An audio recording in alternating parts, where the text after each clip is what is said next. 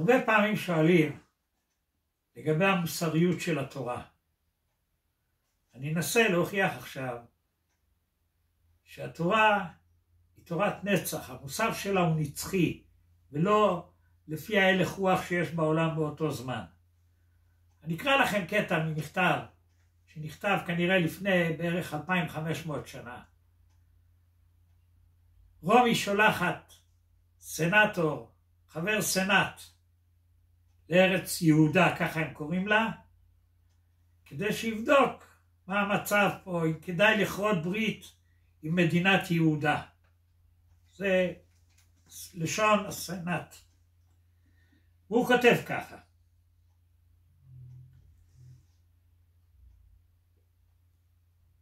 אומה מדבירת תבל לאומה קטנה. אומה מדבירת תבל זה רומי. אומה קטנה זה עם ישראל. שכל בניה שטופים בקריאה ובעטפה ובפלפול, אשר מעולם לא תיתכן בכת של בני תרבות המורמים מהעם. לדעת הסנטור שונאים הם שררה וחוקיהם תפלים וחסרי טעם, כגון חוק זה, המצווה לשבות ביום השביעי, ולשלח עבד שעבדם 6 שנים לחופשי. אף על פי כן עליו להדגיש את הישגיהם העצומים בפיתוח החקלאות, בקריאת בורות והטיית מי גשמים. וכן נאמר בדוח: תטמע אם תלמד לדעת, כי ארץ זו אין דומה לה במיעוט העבדים. בעוד אשר אצלנו, רומי, במפקד האחרון נמצאו 23 עבדים על כל אזרח בן חורין, ביהודה נהפוך הוא, ועבד אחד על כל 30-40 אזרחים. דבר זה סכנה יש בו, וחלילה לרומי להסיח דעתם ממנה. הללו דרכם לשלח לחופשי כל עבד במועד קבוע, וכל המכה עבד לבעל עבירה יחשב. אם נזכור כי תרבות המערב כולה על עבדות היא עומדת, נבין כי שאלת היהודים אינה מכשלה מקומית בלבד. וכששואל יהודים מחברותם שונות, למה לא ינהגו כבני תרבות? למה לא יחזיקו בעבדים? למה ישחררו אותם? למה לא ינהגו בהם ביד תקיפה? ישמע מפי כולם, ככהן גדול, כחכם ירושלמי וכאדיוט. תשובה אחת קצרה, והוא הפסוק הזר והמופלא: עבדים היינו לפרעה במצרים.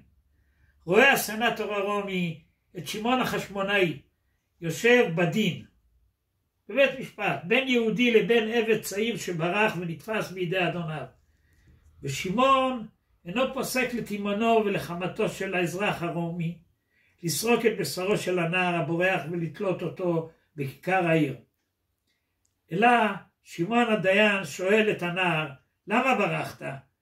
וכשעלה עונה לו להיות חופשי, פוסק שמעון שיגמור הנער את שנות שירותו, ובעל יעיז אדוניו לרצאו לעבדות עד ליובל. וכששואל הסנטור את שמעון את פשר מעשיו המשונים, עונה שמעון, אתה על החופש שאלת אני רומאי? ואומנם מכובד בעינינו החופש, כי עבדים היינו לפרעה במצרים.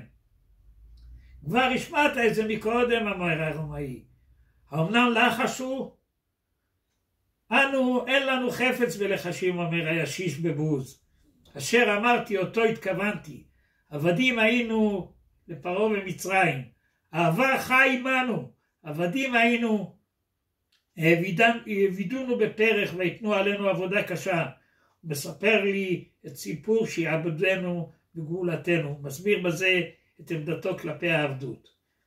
ולכן מסיים השליח לאנטולוס סילונוס הרומי את סיכום המלצותיו באגרתו לסנאט במילים הבאות: היהודים לעולם אין ליתן אמון בהם, ולא ייגשר גשר של הבנה ביניהם לבין המערב.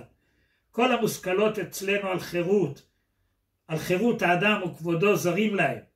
היהודים בעצם הווייתם סכנה הם לרומי, שכן מערערים הם על עיקר העיקרים של תרבות המערב, על בית עבדים חופשי.